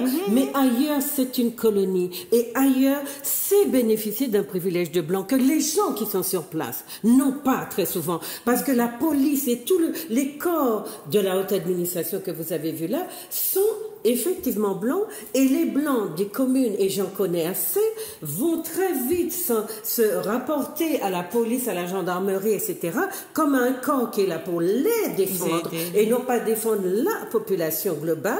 Et c'est cela que nous attendons. Nous n'avons pas dit que nous voulons être défendus par des policiers noirs. Le problème, c'est que les blancs qui vivent ici considèrent que la police, la gendarmerie blanche qui est ici est là pour les protéger. Comme on l'a aux États-Unis. C'est pour cela que dès qu'il y a un petit incident, on entend des Blancs appeler la police pour un chien, pour un chat, pour quelqu'un qu'on a vu, ceci, cela, et on voit des gens qui perdent leur vie sur ce délire. Donc, est-ce que nous sommes en train d'attendre que cela s'installe chez nous? Est-ce que nous irons mettre un genou en terre pour dire, et je remercie le ciel que nous ayons quand même compris, que nous ayons eu la décence de comprendre que l'affaire de Floyd nous concerne. Nous concerne, voilà. Donc je remercie le ciel que nous ayons eu cette décence. Et que ça puisse faire un déclic. Mais je demande que nous n'ayons pas l'indécence de continuer à fermer les yeux sur ce qui se passe chez nous. L'inquiétude que vit notre jeunesse, son déclassement, son déplacement, le génocide par substitution qu'il dénonce, ce sont des réalités. Pourquoi notre élite fait-elle semblant de ne pas voir et de ne pas comprendre? Donc, quand on parle de la question du racisme, il y a le fait de l'insupportation des groupes. Un noir ne peut pas devenir plus riche qu'un blanc. Donc moi je pose la question, puisque c'est dans leur esprit. Ils sont, eux, les privilégiés, et ils attendent d'avoir les bénéfices des privilèges du blanc. Et comment un noir peut-il prétendre et avoir et se positionner dans l'échelle sociale plus haut qu'eux? Donc moi ce que je demande, c'est d'abord que nous soyons conscients de cette question-là. Et je pose la question des Malcolm. Nous avons une manière de poser philosophiquement nos problématiques. Des malcrapes pas qu'à vivre en même temps. Nous sommes les seuls dont les Blancs ont pris la destinée en main. Est-ce que vous comprenez ce que ça signifie? Le seul peuple. Le seul peuple dont les Blancs dirigent la destinée. Donc, et en même temps, appliquer sur nous ce qu'ils veulent. Et en même temps, ils n'ont pas décidé que nous devenions leurs égaux. Ça veut dire que nous sommes condamnés à vivre d'abord comme des minorités défavorisées, avec un plafond de verre au-dessus de nos têtes, sans espoir de dépasser, parce que nous sommes interdits de dépassement. C'est pour ça qu'on nous couronne avec des grands fonctionnaires qui viennent d'ailleurs. Mais je dis nous, n'oubliez pas la Réunion, la Guadeloupe, la Martinique, la Guyane. Essayez de suivre des journaux télévisés. Il n'y a plus de noirs dans nos télés. Ce sont des espèces de petites marionnettes. Ce sont les blancs qui dirigent la vie de nos sociétés. Partout où ils sont, en Calédonie, je regarde un journal calédonien, il n'y avait même pas un invité qui rappelait que dans ce pays-là, il y avait des Calédoniens qui n'étaient pas à peau blanche, puisqu'aujourd'hui, comme les Blancs d'ici, ils vous disent qu'ils sont les Martiniquais, les Guadeloupéens, alors que nous pas fait rien institutionnellement pour avoir droit à ces nationalités, ils viennent dans ces régions qu'on nous a interdit d'ériger en pays autonome, indépendant, et puis il y a Calédoniens, il y a Européens, il y a Français, enfin Martiniquais, et on dirait que et le pire, c'est que tout le monde leur passe effectivement les Martiniquais sont les premiers à dire. Le Martiniquais, voilà. Il est né ici et les Martiniquais, nombre de nègres qui connaissent en France et même les you fait V en France, il n'y a pas qu'à le droit de considérer que you français. Et même quand la France prend la peine de leur accorder un passeport, personne ne les traite comme des Français. Donc on est dans quelque chose. À l'aune de ce qui se passe aux États-Unis, je refuse de voir les différences vraiment entre ces deux cas. Non, les nôtres se mettent à genoux et faire leur simagrée pour dire au monde, voyez, on fait comme le monde, parce qu'il y en a assez de ces macaqueries, de cette hypocrisie et de ces incohérences. Pourquoi vous coulez sous des problèmes? D'ailleurs, les Américains ne savent rien de nos problèmes. Parce que qui est-ce qui en parle? Les autres, il y a quelqu'un qui m'a interrogé, qui est en Angleterre, elle me dit, non, on ne sait pas, on a besoin de l'analyse d'une personne du pays. On ne sait rien, nous, en Angleterre, aux États-Unis, en Espagne, en Europe, on ne sait rien de ce qui se passe dans vos pays. Nos élites se taisent, nos intellectuels sont de bons enfants, qui pensent à faire des carrières, malgré le fait qu'on ne les voit nulle part. Hein. Il y a des tonnes d'universitaires, d'après ce que j'ai compris, noirs. Eh bien, la France, elle fait ses petites conférences, ses petites machins, sauf quand elle a à s'occuper un peu de ce parc-là, eh bien, elle met quelques colorés à la tête, et encore, dessus du coloré, il y a un qui n'est pas coloré, puisque c'est comme ça que les choses se passent. Nos intellectuels savent à quoi? Je veux qu'on me dise dans quel débat avons-nous vu un intellectuel, ou même pas un intellectuel, un universitaire coloré de chez nous ou d'Afrique venir être invité pour parler des problèmes généraux. Il n'y a pas qu'à vivre dans ces pays-là. Il n'y a pas ni la trace d'européanité, de globalité. Alors qu'en Afrique, vous avez des trucs qui sont totalement gérés par des Blancs. C'est quand même quelque chose d'hallucinant. Oui, je crois qu'effectivement, c'est pour ça il faut que le peuple kamite, justement, commence à se poser les vraies questions. C'est-à-dire que tout compte fait, c'est nous qui faisons vivre le monde occidental. Et qui entretenons le racisme. Et aujourd'hui, le monde asiatique. Donc aujourd'hui, il est question pour nous de forcer le respect. C'est-à-dire de mettre les gens à genoux et leur dire, bon, c'est nous qui vous donnons ce dont vous avez besoin pour vivre. Alors nous, si nous sommes dans le système économique capitaliste, c'est nous qui vendons et vous achetez. Et à ce moment, nous fixons les prix. Et à ce moment, on forcera le respect. Donc il n'est pas question de venir demander l'égalité. Nous avons déjà la supériorité. Donc, ce n'est même pas une question d'égalité. Nous détenons, l'Afrique détient toutes les matières premières existantes au monde, dont le monde a besoin pour vivre. Et pourtant, c'est ce continent-là qui est à genoux. Il y a une incohérence. Ce qui veut donc dire qu'il n'est plus question de demander l'égalité. Tout ça, ce sont des balivernes ou des droits de l'homme. On n'a pas besoin de ces choses-là. On a besoin d'un respect qu'on se procure. On se procure son respect parce que justement, on impose ce que l'on a. On dit, voilà ce que j'ai. Et de plus, effectivement, il y a une extrême jalousie de la part des locodéens parce que toutes les intelligences qui font avancer leur système, ce sont des intelligences kamites. Qu'ils cachent. Qu'ils cachent. Ou qu'ils volent. Qu'ils volent. Alors, si donc, vous permettez, il faut arrêter. Si vous permettez, on va prendre des appels téléphoniques, puisqu'on a proposé aux gens de pouvoir appeler. Nous allons parler, évidemment, tout à l'heure de d'autres sujets, dont les statuts du 22 mai. Parce que ça aussi, ça a fait bouger les choses, parce que brusquement, même le président, il a tweeté. Alors que Gao Semal, ça marche depuis combien d'années? J'ai mal le dit, avec le mouvement international pour la réparation, il n'a jamais eu autant de répercussions à travers le monde. On va au téléphone. Zouk Télévision, bonsoir. Oui, bonsoir. Bonsoir, madame. Bonsoir. Oui, bonsoir. Je suis Marie-Jeanne Jeanville. Bonsoir. Vous nous appelez d'où? J'appelle de Fort-de-France. Oui, on vous écoute. Oui. Alors, j'ai juste 2 questions. Bon, j'écoute l'émission. Je me dis qu'en Martinique, il y a quand même beaucoup de Martiniquais aguerris qui sont... Attendez, il n'y a pas beaucoup de Martiniquais aguerris? Non, il y en a beaucoup, il y en a beaucoup. Il y en a beaucoup, oui. Et qu'il y a beaucoup de militants. Il y a beaucoup de Martiniquais qui pensent, qui savent tout ce que vous dites là, sont déjà au courant. Mais maintenant qu'on a fait sortir sur les réseaux sociaux le nom de tous ces Blancs qui occupent des postes importants au pays. Je me pose la question à ces 2 dames en leur demandant qu'est-ce qu'elles comptent nous proposer, qu'est-ce que nous, Martiniquais, nous devons faire pour changer la donne, et que si demain nous sommes nombreux à nous manifester pour demander ce changement, est-ce qu'elles seront des nôtres? Parce que ce que nous constatons en Martinique, c'est qu'il y a beaucoup de Martiniquais intellectuels qui viennent sur les médias, qui font le diagnostic, qui racontent tout ce qui se passe, on sait déjà.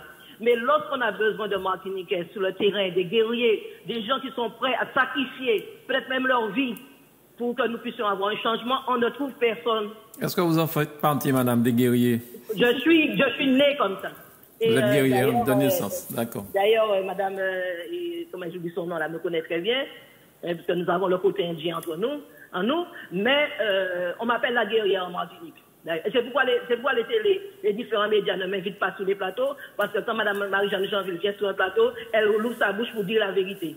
Voilà. Et il y a beaucoup de gens qui gênent, cette vérité, ça gêne. Donc nous sommes là, nous sommes prêts. J'ai été membre du collectif pendant 38 jours. On avait plus de 200 Martiniquais qui étaient prêts pour aller au combat. Mais lorsqu'on les appelle, qu'on appelle les responsables et ceux qui se disent intellectuels. Allô? Qui sont se battre pour avoir un mandat, eh bien, on ne trouve plus personne au combat. On n'a pas de guerrier en Martinique. Alors, j'ai posé 2 questions. Qu'est-ce que vous nous proposez? Et puis, si demain, il y a un groupe de Martiniquais qui est prêt à l'action, est-ce que vous ferez partie de nous? Merci, madame. Merci. Merci beaucoup. On va prendre d'autres appels avant de répondre, s'il vous plaît. Zouk Télévision, bonsoir. Bonsoir. Bonsoir, madame. Merci de baisser sur votre télévision, s'il vous plaît. Lorsque vous nous appelez, c'est très important de baisser le volume de votre télé. Je vais passer à l'antenne. Mais vous voulez pas. Mais, madame, vous êtes déjà à l'antenne, mais c'est parce que vous écoutez votre téléviseur. D'accord. Donc, baissez votre téléviseur, vous allez nous entendre dans le téléphone. J'ai enlevé le son. Très bien, vous êtes gentil, on vous écoute, madame. Vous nous appelez d'où? J'appelle le Fort-de-France. De Fort-de-France, on vous écoute. Bon. Alors, moi, je voulais intervenir pour dire que je suis entièrement d'accord avec ce que vient de dire l'auditrice. Oui. Mais, seulement, il y a une petite chose, c'est que le Martiniquais, certains Martiniquais sont plus nets que nos ancêtres et certains sont plus blancs que les blancs. Parce que nous sommes en général complexés. C'est une des séquelles de l'esclavage. Hein? Nous-mêmes, nous nous écrasons. Et je vais vous dire, il y a une petite chose, il y a longtemps que j'ai envie une question que j'ai envie de poser à l'ancien maire de Trinité. Hein? Pourquoi certaines personnes à Trinité, à Beau Séjour, pour ne citer que Beau Séjour, hein, je vais vous dire, un métropolitain qui a une immense villa avec piscine, et qui pensait continuer à bâtir dans tout son quartier, sur les 50 plages géométriques. Hein? Et un Africain est venu construire à côté de chez lui, a gêné ses affaires, et manque de peau pour lui, cet Africain a un enfant malade qui crie toute la journée. Hein? C'est un enfant handicapé, la maladie le fait crier toute la journée. Alors sinon, il avait déjà barré et il pensait construire pour sa mère et le reste de sa famille métropolitaine qui devait venir s'installer. D'une part. D'autre part, j'aimerais qu'on m'explique pourquoi c'est cet endroit que l'on appelle la plage des surfeurs. Il n'y a que des métropolitains avec de grandes villas. C'est sur les 50 mètres qui arrivent juste sur la plage. Bien. C'est des métropolitains avec des piscines, des grandes piscines. Et quand vous venez vous baigner, ils vous regardent de haut. Ça veut dire, mais qu'est-ce que vous venez faire là? Deux voitures ne peuvent même pas se croiser. C'est pour empêcher que les gens ne viennent trop nombreux. Ok. D'autre part, madame, s'il vous plaît. Attendez, toujours à Trinité. Hein? Ah, vous êtes en train de régler vos comptes avec Trinité, là, je vois. Attendez, il y a une dame métropolitaine. Allô? Oui, je vous écoute. Ah, pardon. Bonjour. Bonjour, madame. Il y a eu un problème technique. Vous pouvez nous dire d'où vous nous appelez, s'il vous plaît? Oui, absolument, de Fort-de-France. Oui, on vous écoute. Par contre, moi, j'ai une opinion différente des deux précédentes. Non, mais chacun est responsable de son opinion. Allez-y, on vous écoute. Moi, je suis pas du tout d'accord avec elle. J'estime que les deux dames que vous recevez à l'écran n'ont pas à proposer quoi que ce soit à la population. C'est à la population de s'arrêter un petit peu, de commencer un peu à réfléchir ce qui se passe chez nous en Guadeloupe ou dire un peu la vérité sur ce qui se passe en France en qualité de noirs et de leurs enfants qui sont étudiants et simplement de se rapprocher aussi d'apprendre à lire et de comprendre. Pour moi, apprendre à lire, c'est de comprendre ce que l'on lit et de se réveiller, de voir que simplement nous avons pour le moment aucune possibilité vraiment d'évoluer. Que nous avons, même en agriculture, s'ils lisaient quelques textes, ils sauraient qu'on nous laisse pas du tout avoir l'autonomie alimentaire, parce que tout ce qui engendre de l'argent ne peut être en aucun cas cultivé sur notre île, et c'est facile, c'est des textes en France concernant le domaine de l'agriculture qui paraissent. Donc tout ce que moi j'aimerais, je serais contente en qualité de martiniquaise, ce serait qu'on se sert de ce qui s'est passé en France, Adama Traoré et George Floyd, et arrêter de penser que nous, Antillais, on est français, on n'est que sur le papier, on ne le sera jamais. Vous allez en France, que vous soyez clair, foncier, marron, jaune, on vous demandera, dès qu'il y aura une altercation, un problème, de retourner sur votre arbre ou de retourner en Afrique. Moi, ce que j'aimerais, ce serait enfin d'avoir une population qui puisse réfléchir, grandir et défendre notre cause noire. Bien. Merci, madame, c'est très clair. Merci. Okay. Merci beaucoup. On prend notre appel. Zouk TV, bonsoir. En ligne. Bonsoir. Votre correspondant Orange est en ligne. Est-ce qu'on a quelqu'un d'autre? Merci de vérifier, s'il vous plaît. Zouk TV, bonsoir. Bonsoir. Bonsoir. Moi, on avait été coupé tout à l'heure. Ah, d'accord. Donc, c'est Trinité. Elle est revenue. Allez-y, allez-y. On a déjà bien compris la problématique. On va vous y répondre tout à l'heure. Donc, madame, s'il vous plaît, soyez quand même assez bref, puisqu'on a d'autres personnes qui nous appellent. On a bien déjà entendu ce que vous avez dit. Hein. Allez-y. Bon, je voulais dire. Il faut baisser sur le téléviseur. Oui. Non, on m'a coupé. Mais madame, s'il vous plaît, vous lui expliquez en technique, s'il vous plaît.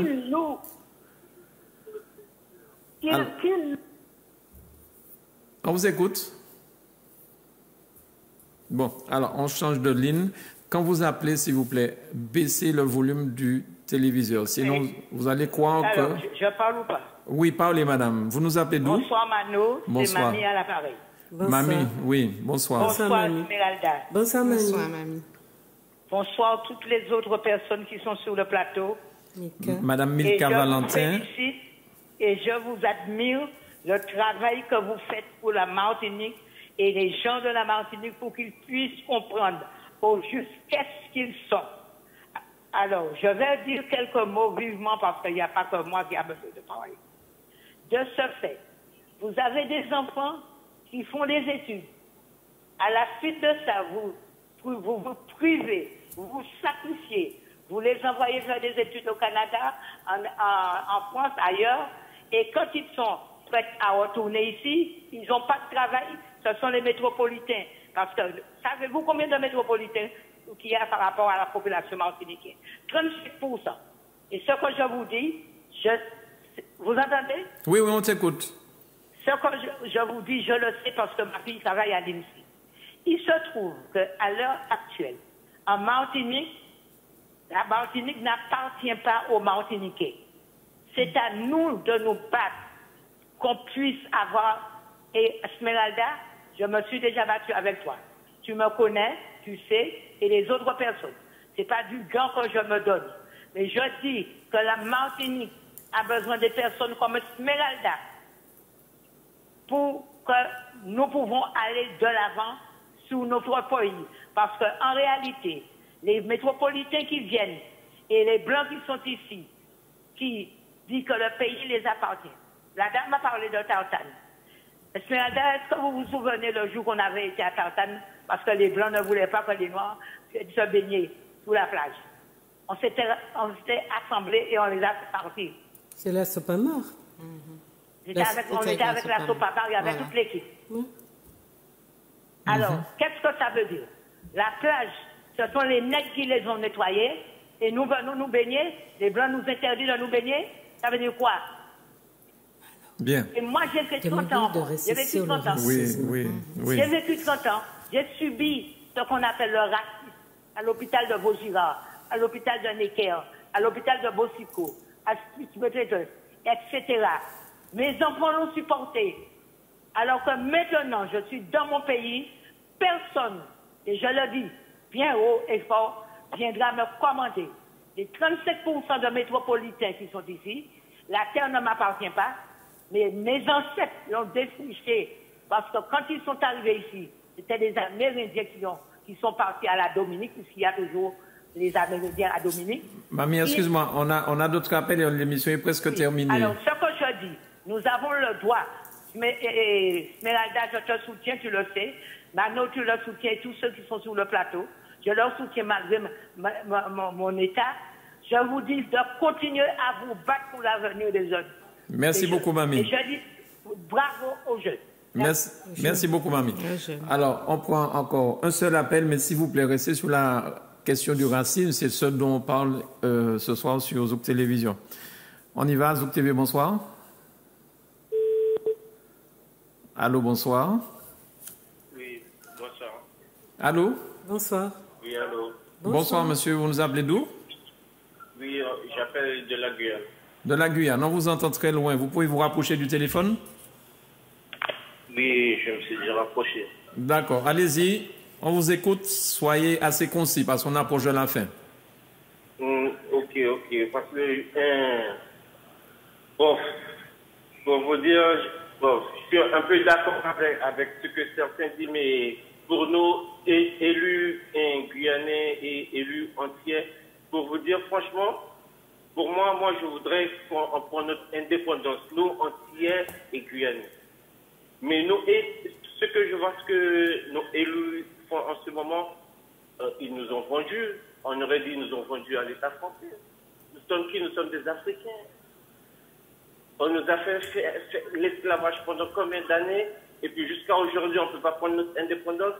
Personne ne se bat pour le retour de chez nous, de ses choix. Bien. Merci beaucoup.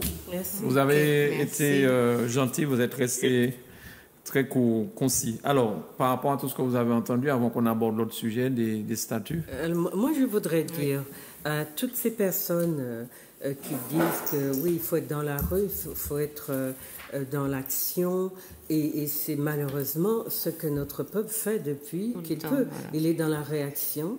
Il va dans la rue pour dire qu'il n'est pas d'accord avec ci, qu'il veut combattre ça, etc., qu'il réclame ceci, cela. La question centrale, et ça c'est le travail des élites politiques qui n'a pas été fait, c'est la question institutionnelle. Si, pour que les gens comprennent, il faut qu'ils s'imaginent que les Français qui arrivent, qui atterrissent ici dans les postes les plus prestigieux, ne viennent pas d'eux-mêmes. Ils viennent parce qu'ils sont... Ils ont été nommés. Ils ont été nommés et c'est leur pays, les institutions de leur pays qui les nomment ici. Et comme nous ne faisons pas partie de ces institutions, qu'elles ne nous appartiennent pas, la France coopte ses enfants. En plus, imaginez-vous une seule seconde, la France a des colonies dans le monde entier. Regardez la somme de cadres que la France produit, de grands cadres, de cadres moyens. Elle les met où? Dans son pays. Elle réserve tous les territoires colonisés. On peut appeler ça post-colonie, néocolonie, ou bien département, région, collectivité, tout ça. La France réserve toutes ces régions-là pour la promotion de ces cadres. Et c'est pour cela que les gens du pays... Donc, je refuse d'entendre les gens venir nous dire, nous stigmatiser, qu'on est raciste, etc. D'ailleurs, ceux-là qui le font sont ceux-là qui se sont accaparés le peu d'institutions qu'on a ici et qui ne font rien avancer de la cause des Martiniquais. Donc, on vient de dire qu'on est raciste, etc. Moi, je pose le problème sociologiquement, parce que je suis sociologue. Et je demande... quelles seraient les possibilités de carrière de tous ces Français que la France dévale sur le monde entier, puisqu'elle a des colonies dans le monde entier? Je demande quelles seraient les chances pour que tous ces cadres qu'elle forme, ces tonnes de cadres qu'elle forme, et parmi eux, il y a les nôtres. Pourquoi les nôtres ne sont jamais dedans, véritablement? Et donc, quand vous arrivez dans un pays qui est cloisonné par le haut, ou bien qui a où le plafond de verre permet donc haut, et ça va correspondre du coup à un critère de race, puisque ça n'est pas un hasard que combien de gens on a vu? Une vingtaine presque une vingtaine, non? C'est combien? Tous les gens sont blancs. Je veux dire, on ne peut même pas penser à un accident. Là, c'est volontaire. Donc, moi, ce que je crois, et c'est pour cela que j'interdis à qui que ce soit de me dire que je suis dans une démarche raciale, parce que c'est la façon qu'ils ont trouvé de détourner nos yeux de ce qui se passe sous nos yeux, justement. Quand tout le haut du pavé est pavé, justement, de blancs, ou bien de gens qui viennent d'ailleurs, tous ceux-là qui sont dans le pays, et qui passent aussi des concours. D'ailleurs, combien d'entre eux ont passé des concours et n'ont pas de poste? Parce que les postes sont donnés. Donc, logiquement, pour comprendre pourquoi nos hommes, nos jeunes quittent le pays ou n'ont pas de chance d'accéder à une promotion dans leur pays, le plafond, il est blanc, c'est vrai, il est venu d'ailleurs, parce que la France, qui est maîtresse des institutions, envoie sans nous demander notre avis, et ces gens-là arrivent, ils s'installent sur un siège et ils disent, voilà, je suis désormais votre chef. Dans quel pays du monde a-t-on jamais vu un fonctionnement comme ça? Donc moi je dis d'accord, mais pourquoi nous Martiniquais, avec nos prétentions, avec notre désir d'être grands comme le monde et de produire de l'excellence, comment peut-on accepter une situation comme ça? Donc c'est nous que j'incrimine, parce que je suis dans l'étude d'une relation. Il ne peut pas y avoir de gens qui viennent d'ailleurs nous commander si nous refusons d'être commandés par eux. Donc si ça marche, c'est parce que nous permettons que ça marche. Deuxièmement, quand vous avez le plafond là, les gens qui sont en poste, à des postes de cadre moyen ou petits, normalement, une société, elle fonctionne comme ça.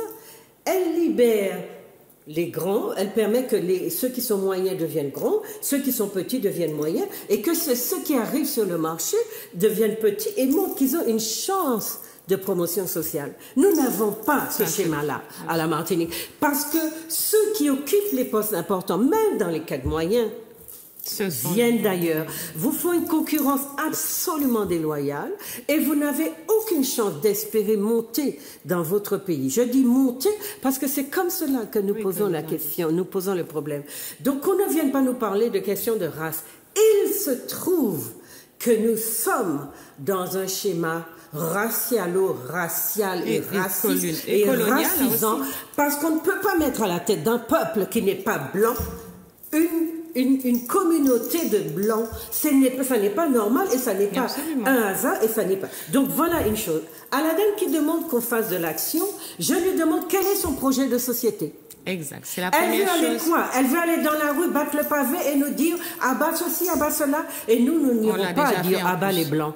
Parce que tant que les blancs ont la porte ouverte chez nous, par les institutions, eh bien, ils viendront parce qu'ils n'ont pas de souci de nous. Quand les gens viennent s'installer à notre tête, ils disent pas, oui, mais monsieur le ministre, monsieur, quand même, ce sont des gens, ils sont grands, ils ont une culture, ils ont une intelligence, ils ont fait des études comme nous. Comment pouvons-nous nous permettre d'aller chez eux et les commander? Non, ils ont, avec tous les privilèges qu'on leur accorde parce qu'ils viennent tenir la place de la France pour elle, tenir le siège chaud pour la France, eh bien, ils viennent bénéficier de privilèges, de promotions, de salaires et d'années de retraite gagnées. Parce que c'est comme ça que la France réussit à convaincre ces gens d'aller la représenter dans ces colonies. Et c'est pour que ces colonies-là, dont elle sent qu'elles bouillonnent, qu'elle les neutralise. D'accord?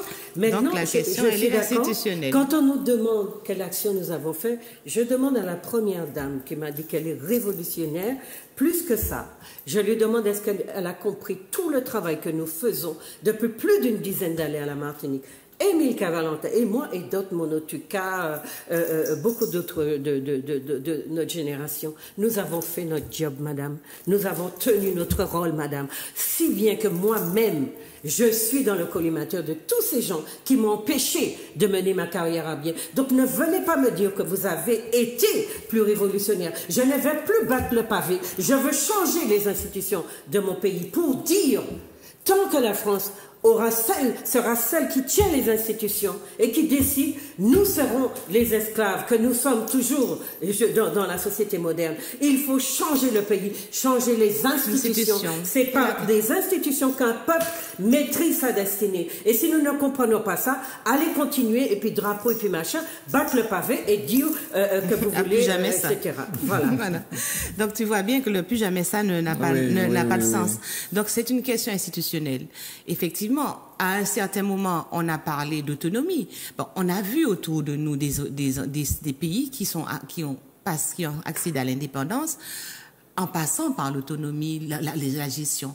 Mais même ça, nous n'arrivons pas à faire comprendre aux gens que c'est fondamental pour que justement... C'est la base. C'est la base. Au moins, si on veut pas faire le grand saut, au moins passer par une gestion autonome de nos territoires. Mais est-ce que nous sommes prêts à accepter ça? Mais c'est ce que je vous dis. Mais pour quelle raison? On a fait pour quelle raison on ne serait pas prêt? On a posé la question aux gens, pourquoi ils ont voté contre? Non, la question n'est pas posée, c'est pas ça. Dans le 73, 74, mais non, ça c'est des manipulations. C'est pas possible. Et il y a des gens, qui ont fait des analyses.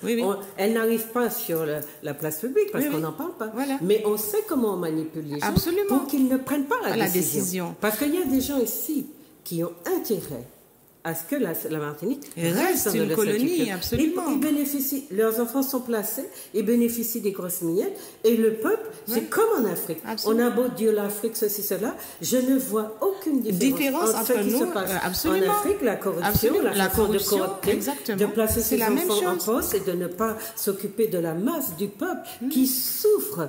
Monsieur Granier, il faut que les gens aillent sur le terrain pour voir la misère qu'il y a à la Martinique. Je vous dis ça parce que moi, je suis sur le terrain. La misère qu'il y a à la Martinique. D'ailleurs, depuis le confinement, il faudra en parler. Allons voir avec la Banque alimentaire combien de gens sont tombés. Parce qu'il n'y a qu'à parler de ceux qui sont tombés en France. Il faut qu'on parle de ceux qui sont tombés ici, qui sont déjà nourris par la Banque alimentaire. Et tous ceux qui tenaient la question et qui ont été cassés de ces petits jobs, coupés de ces petits jobs pendant 2-3 mois de confinement. Je veux qu'on me dise aujourd'hui à combien sont les gens qui vivent, qui mangent par la Banque alimentaire à la Martinique, pendant que d'autres se goinfrent, permettez-moi, se goinfrent et ne savent que faire de leur argent, vont le placer ailleurs plutôt que de le donner à ce peuple qui est à l'origine de leur enrichissement, et les nôtres qui viennent ramasser aussi des miettes de ces retombées de personnes très riches qui distribuent comme ça un peu d'argent pour se faire, se dorer leur blason. Moi, je veux savoir pourquoi nous en sommes arrivés à ça. Nous qui venons d'une civilisation de la solidarité, où nous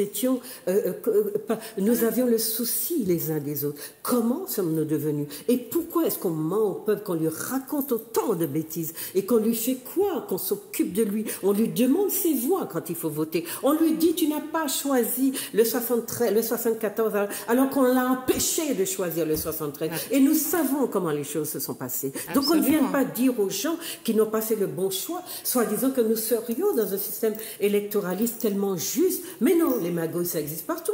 Il y a des urnes qu'on remplit, il y a des choses qu'on fait. Et donc, nous avons à balayer devant notre porte. N'oublions pas que nous sommes là pour parler de ce qui se passe aux États-Unis. Mais je refuse Mais c'est le même problème. De toute façon, le problème de George Floyd, c'est le même problème que ce que nous vivons. C'est vrai. Oui, c'est sûr. Alors, et effectivement, il faut à tout prix que nous sortions de cette vision du monde occidental, mais il faut aussi que nous soyons nous-mêmes conscients qu'il faut passer à autre chose, qu'il faut que nous soyons les maîtres de nos institutions, les maîtres de nous-mêmes. C'est-à-dire que les gens vous disent, comment est-ce que quelqu'un peut vouloir être à la solde de quelqu'un toute sa vie? Il y a un problème. Mais apparemment, les gens ne comprennent pas quand on leur dit qu'il faut leurs propres institutions. Oui. On leur a,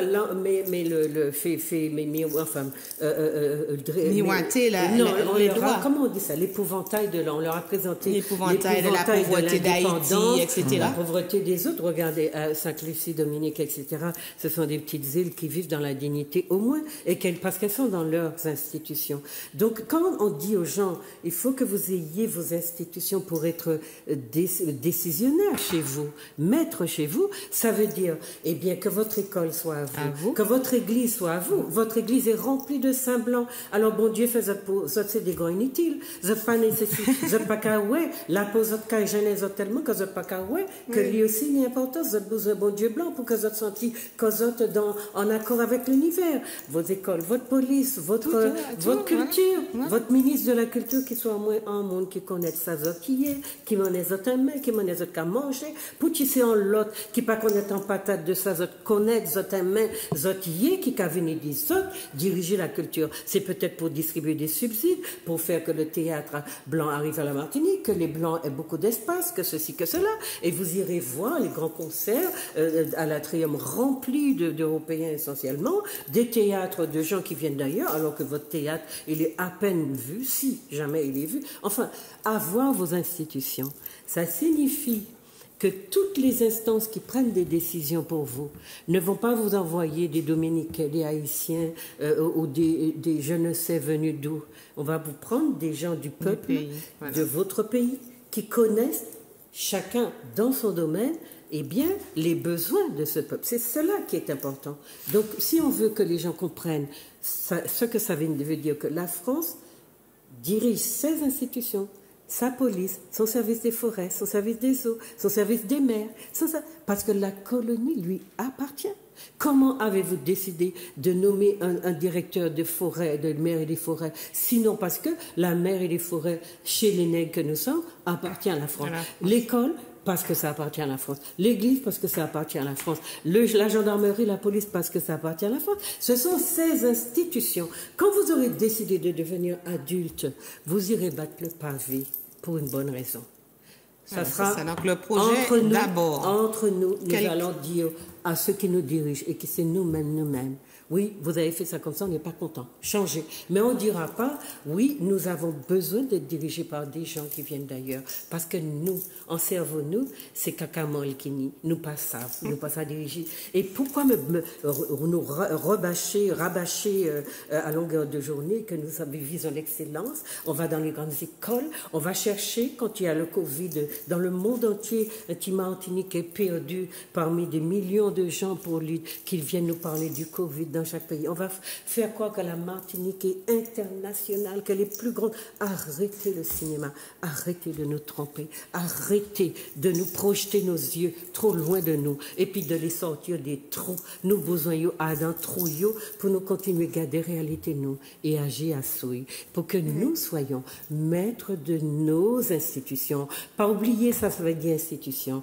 Tout ce qui gère la vie de votre peuple doit être entre les mains de votre peuple. C'est tout. Ça ne signifie pas pas de collaboration. Ça ne signifie pas de blanc. Ça ne signifie pas de personnes qui viennent participer à votre vie. Nous avons toujours été un peuple, comme on dit, mélangé. Je ne sais pas si ça a un sens sociologiquement, mais nous, en sociologie, on parle de peuple plural. Donc, on n'a jamais fait comme les Blancs, de vouloir faire travailler des gens, prendre tout ce qui nous rapporte, et puis jeter en poubelle là. C'est ça qu'a fait, et puis nous. Donc, on va dire à un moment donné, eh bien, on va se sortir de la poubelle, et le travail qu'on fournit et qui rapporte, qui permet au monde occidental d'être riche comme il est, parce que c'est le travail mal payé des nègres, entre autres, parce que Chinois qui travaillent bas Chinois, Indiens qui travaillent bas Indiens, et toute qualité race qui travaille bas yo, sauf les nègres qui travaillent pour les autres, qui ne savent même pas vendre leur matière première au vrai prix. Et ici, nous sommes là dans un doudouisme, folklorisme,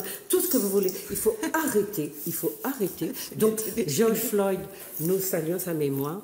Nous sommes contents qu'il ait réveillé tous ces vieux démons, qu'il ait montré l'hypocrisie du monde actuel qui se met soi-disant un genou au monde. Eh bien, nous qu'a dit, moi, je ne veux pas de gens. Je ne veux pas de gens qui s'agenouillent pour moi. Je veux juste que mon travail, les produits de mon travail profitent à mon peuple. Je veux que mon peuple ait la possibilité de monter dans l'échelle sociale, qu'il ait la possibilité de se reconnaître de la valeur et de dire je mérite d'être ministre des Forêts, ministre de ceci, président de la République de mon pays, patati patata. C'est ça que nous voulons, de la justice sociale. N'allez pas nous faire avoir dit que nous ne voulons pas de blanc à la Martinique. Faites bien attention à vos paroles parce qu'il y a du répondant en face. C'est ce que je veux dire, Mano, là, cet après-midi. Très bien. Alors, quelques mots quand même sur les statuts, oui. Même si on a dépassé le temps, mais c'est pas grave, il faut quand même en parler un petit peu. Non, mais je crois que la question des statuts, c'est le même problème. C'est-à-dire qu'il faut une réhabilitation. Je parle des statuts de on est dans le même registre. D'accord. C'est-à-dire qu'effectivement, on a une vision tellement coloniale en nous que nous défendons nos oppresseurs. Nous sommes prêts à les défendre parce que nous sommes persuadés que nous avons affaire à une race supérieure, que ce sont eux qui apportent quelque chose à l'humanité, alors que c'est nous qui avons apporté quelque chose à l'humanité. Cette race dite supérieure n'a rien apporté à l'humanité, sinon la prédation, la destruction du monde. Nous le voyons tous les jours, la destruction de la planète, la destruction des peuples. Ce sont pas les Kamites ne sont jamais allés tuer qui que ce soit, où qu'ils soient allés. Ce qui veut donc dire que cette mythologie que nous avons vis-à-vis des Blancs qui nous apportent quelque chose, il faut la sortir de notre tête aussi. Et c'est ce qu'on appelle la colonialité de l'être. C'est-à-dire que notre être est colonisé par la vision du maître. Et nous n'arrivons pas à faire la différence et remettre les choses à leur place. Ce qui veut donc dire que le fait qu'on ait destitué ces statuts, c'est déjà un geste fort qui fait que on commence à sortir dans le mythe. On commence à sortir du mythe parce qu'effectivement, si ces jeunes, notre jeunesse, ces jeunes qui ont compris qu'il faut sortir de ce mythe parce que le coderme n'a rien apporté à l'humanité, rien. Il a apporté la destruction à l'humanité. La prédation de la prédation de tous les êtres vivants. Tous les êtres vivants. La nature, les hommes, la mer, la terre, c'est ça, son travail. L'air, l'espace. Ce qui veut donc dire que c'est un travail qui est en train de payer. Comme je disais tout à l'heure à Juliette, ça fait 10 ans que nous sommes sur le terrain. Et je réponds à la dame qui disait si on n'est pas sur le terrain. Ça fait 10 ans à 20 ans que nous sommes sur le terrain. À nous battre pour expliquer. Parce que tant qu'on n'arrive pas à une prise de conscience, mais on ne va pas éternellement être dans un travail de prise de conscience, il faut que les gens soient aussi comprennent. Cette dame dit qu'elle milite, mais qu'est-ce qu'elle fait? Parce que nous avons proposé aussi, dans l'association dans laquelle je suis, nous avons proposé un projet de société, nous avons proposé un projet politique dans nos Martiniquais, et les gens ne répondent pas, parce que les gens ont peur, les gens vous disent que voilà, comment on va vivre l'indépendance, etc., etc. Nous sommes un pays où il y a du soleil. Nous avons toute la matière première pour réaliser tout ce que nous voulons, plus les connaissances que nous avons. Et une petite observation par rapport à ce que disait la dame concernant la terre. Observez bien que toutes les terres saines, c'est-à-dire qui n'ont pas été chlordéconées, sont utilisées par les béquets pour faire des immeubles, des constructions ou des centres commerciaux et qui sont en train de gréver une possible autonomie alimentaire dans le pays un jour. C'est-à-dire qu'ils savent, et ce n'est pas innocent, ce sont des projets, c'est un projet à long terme. Ils savent très bien qu'en détruisant ces superficies qui sont encore cultivables, eh bien, nous n'aurons pas d'endroit à cultiver pour suffire à la population si un jour nous passons à l'autonomie. Donc, il faut absolument que les Martiniquais ouvrent les yeux et en plus de ça, ils construisent des immeubles qui sont vides. Parce que les loyers sont trop excessifs pour les Martiniquais. Ce sont des Blancs qui viennent les occuper. Ils sont pour eux. Et puis il y en a des immeubles qui restent vides, pour des bureaux qui ne sont pas terminés, qui restent vides. Ce qui veut donc dire qu'il faut que le Martiniquais comprenne que c'est pas un projet institutionnel seulement qu'on peut régler la question du racisme, la question de tout ce que nous faisons, tout ce que nous vivons au quotidien, la question aussi de notre école, de notre santé, etc. Ce qui veut donc dire qu'on a besoin justement, ces jeunes, s'ils sont compris ça, eh bien nous sommes prêts aussi à les accompagner.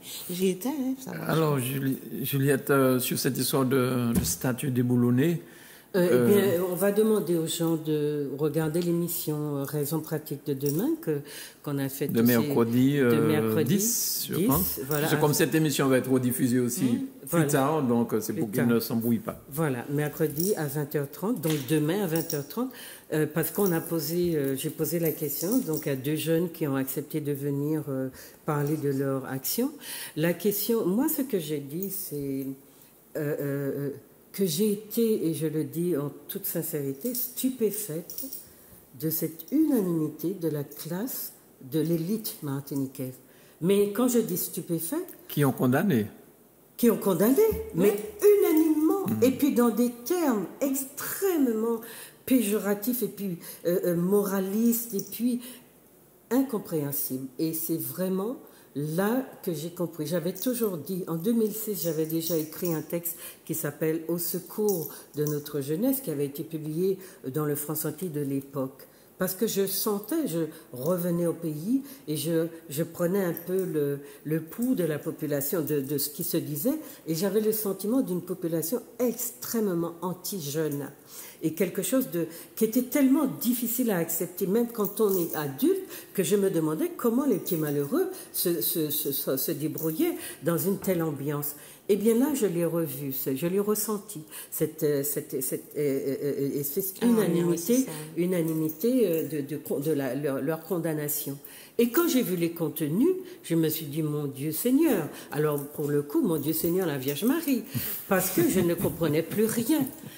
Quand le pays a été empoisonné au chlordécone, quand il y a eu je ne sais plus quels autres scandales, les petits malheureux étaient seuls à se battre. La société civile, menée par sa jeunesse, parce qu'elle a compris que c'est elle qui va prendre du fer dans cette histoire d'un sol contaminé, dans quoi elle va vivre si, effectivement, ce qu'on a conçu pour elle comme projet, c'est pas aller virer, hein, parce que mon pas en l'eau virer, mon en l'eau aller, et mon crois que ça va continuer dans le aller.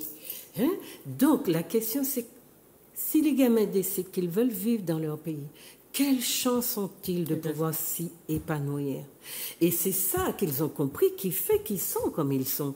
Et au lieu de regarder la tragédie que vit notre jeunesse qui n'a pas de place, qui n'est pas entendue, avec des fausses politiques pour les faire, soi-disant, les occuper, leur donner des subsides qui leur permettent d'envisager, de ne pas envisager de projets. Beaucoup de nos jeunes refusent de faire des enfants parce qu'ils n'ont pas les moyens de s'acheter, d'avoir une maison, ni de les bien entretenir. Ils refusent de se reproduire dans un pays où on dit que les jeunes sont, enfin tout ce que la population vieillit, les jeunes ne veulent plus faire d'enfants parce que vivant dans la précarité et n'ont pas les moyens de faire face aux dépenses que coûte un enfant. C'est d'abord d'abord des dépenses, même si émotionnellement nous concevons les choses autrement.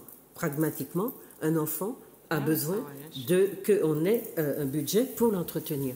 Donc la difficulté, quand j'ai vu que pour le chlordécone, personne n'a bougé, il y a des gens qui ont fait de petits gestes symboliques, personne ne s'est aligné derrière les jeunes, personne n'est monté au créneau, personne n'a condamné unanimement les fauteurs, ceux qui ont fait causer ce drame pour notre pays apparemment, parce que nous sommes condamnés pour 700 ans, et tous les jours nous entendons aux avis d'obsèques que la tranche d'âge qui part, c'est celle qui a des enfants en bas âge.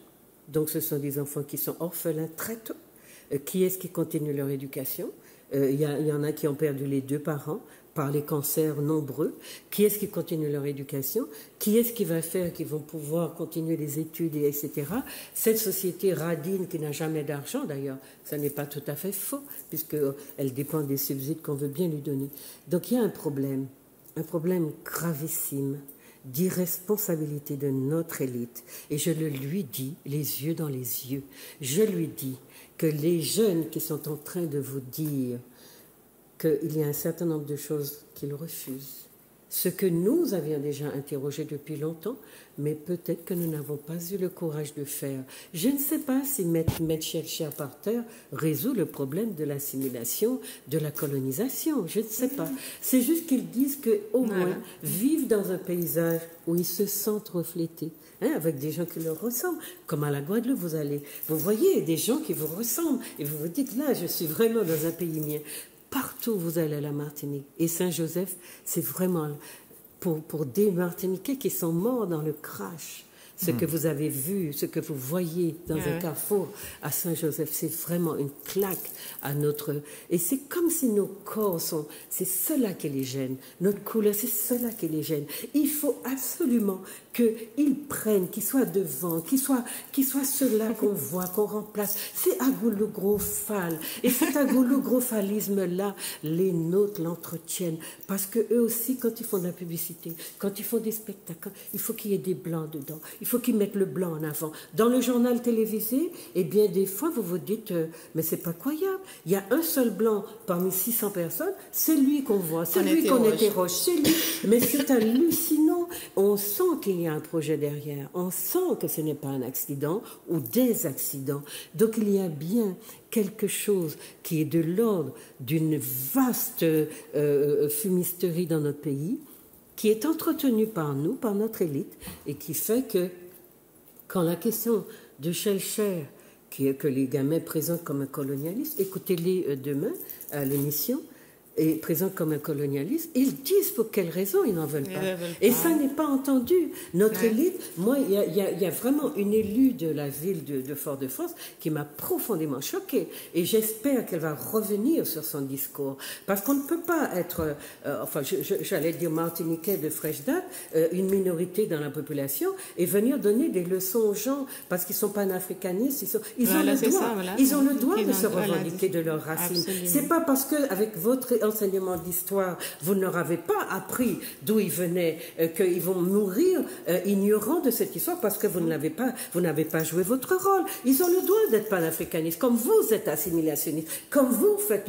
la politique de l'autruche et de tout ce qui fait que la Martinique demeure une colonie. Donc, les statuts, ça a été pour eux, si vous voulez, une action par laquelle ils ont pensé qu'ils pourraient se faire peut-être entendre par cette société sourde et aveugle à leurs besoins.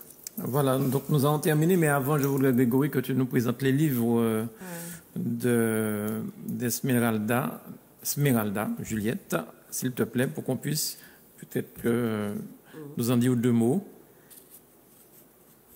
Est-ce possible? Voilà. Alors ça, c'est pour continuer à travailler pour que nos petites filles s'aiment, se trouvent belles tout naturellement, et le plus tôt, dès leur plus bas âge. Donc j'ai continué. J'ai écrit La poupée d'Isis pour leur montrer qu'elles sont belles et que la poupée avec laquelle elles jouent, elle doit leur ressembler pour qu'elles se construisent, puisque la poupée est un objet identitaire. Et là, je pose la question, dans Les vacances d'Isis, elle est au contact d'une petite blanche, et à ce contact de cette petite fille qui connaît bien son histoire et tout ça, qui n'est pas française pour des raisons stratégiques, eh bien, elle va découvrir que la fille maîtrise son histoire, son environnement, et elle va se demander, mais qu'est-ce qui fait que je suis une bonne élève, puisque je ne sais rien de tout ça, je ne sais rien de moi, je suis complètement... Donc, elle va exiger de ses parents qu'on lui raconte son histoire. Quand elle va aller ailleurs, elle va essayer de comprendre pourquoi nous sommes dans la situation dans laquelle nous sommes, et pourquoi on s'entend si bien avec les Européens, sinon parce que nous-mêmes, on n'est plus des nez, enfin des Kamites investis d'une culture qui est bien à nous, puisque les autres voient en nous un pâle reflet d'eux-mêmes. Ça, c'est Les vacances d'Isis. Alors, on voit l'autre brochure. Alors, ici, j'ai déjà fait un travail assez long sur la question du cheveu, mais ici, il s'agit de parler de la race des Égyptiens anciens, de l'Égypte antique, puisqu'il y a une polémique sur leur couleur. Donc j'ai montré dans tout le premier chapitre que ce sont des Noirs et pour quelles raisons on peut l'avancer. Toutes les polémiques racistes qui ont eu cours et qui ont encore cours à ce niveau-là, en prenant les visages des Égyptiens anciens, des premières dynasties jusqu'à la 10e, 18e, on voit que ce sont des Noirs coiffés avec des tresses et qui portent des parures, etc. Et dans le dernier chapitre, je montre que les Grecs dont les Blancs se revendiquent d'être les descendants, les Grecs, les Romains, ont tout copié de l'Égypte antique. Donc toute leur histoire, de l'esthétique notamment, parce qu'il y a beaucoup de gens qui travaillent sur les mathématiques, les pyramides, etc. Moi, je travaille sur le corps pour montrer justement qu'il est aussi important et aussi ancien que ces pyramides dont on parle. Très bien. Est-ce qu'il y a un autre livre ? Le petit dernier, c'est Johan et les crabes. Ça, c'est pour faire exister aussi un petit garçon noir, puisqu'on ne les voit pas, nos enfants, dans les médias, dans les livres, en tout cas pas en tant qu'acteur. Et donc, Johan, c'est un chasseur de crabes, et il était censé raconter l'histoire de ce plat qu'on mange en matété, mais qui est atoutou en langue fon. C'est un plat qui nous vient du Bénin. Et donc, il est chasseur de crabes et il raconte toute la tradition de cette pratique-là, de chasseur de crabes.